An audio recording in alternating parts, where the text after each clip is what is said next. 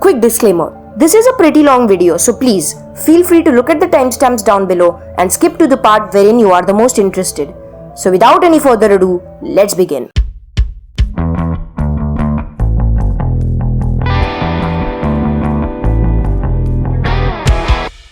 First, we must understand what is inflation before diving deep into the topic. In simple words, inflation is the decrease in the purchasing power of the currency. For example, a set of goods worth rupees 1,300 in 1960 would be worth rupees 1 lakh in 2020. So try comparing 1300 rupees with 1 lakh rupees for the same thing in different years. So we can say here that the purchasing power of the rupee has decreased as much more cash is needed to purchase the same number of goods in different years. Now, all the sources for my data are listed in the description along with the link of a file wherein I show how I calculated and brought about the derivation which I had conveyed to you. So you can check them out. Okay, now back to the video.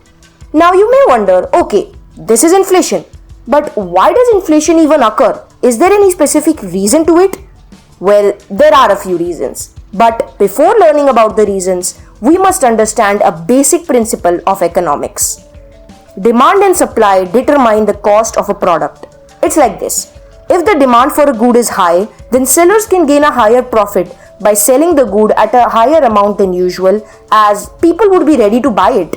Thus, demand for a product increases its price. On the other hand, when the supply of a product is increased, it decreases the price of a product. That is the reason silver is not as expensive as gold. Now, on to the causes of inflation.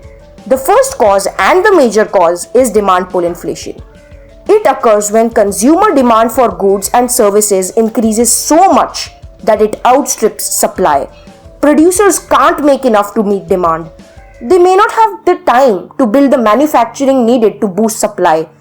They may not have enough skilled workers to make it, or the raw materials might be scarce.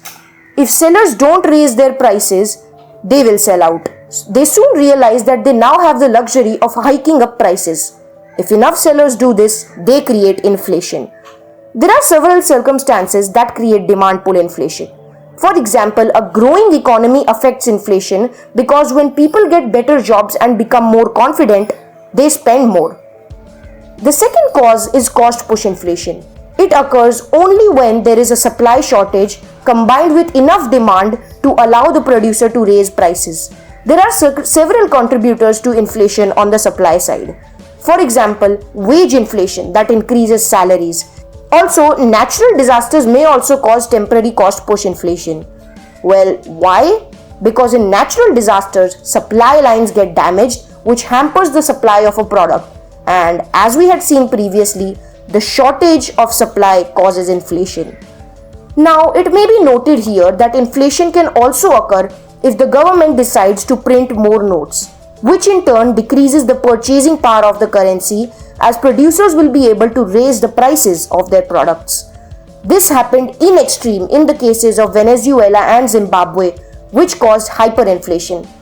But that is a topic for another video. Also, please don't stop here. Read the sources that I have linked in the description for extra information about this topic.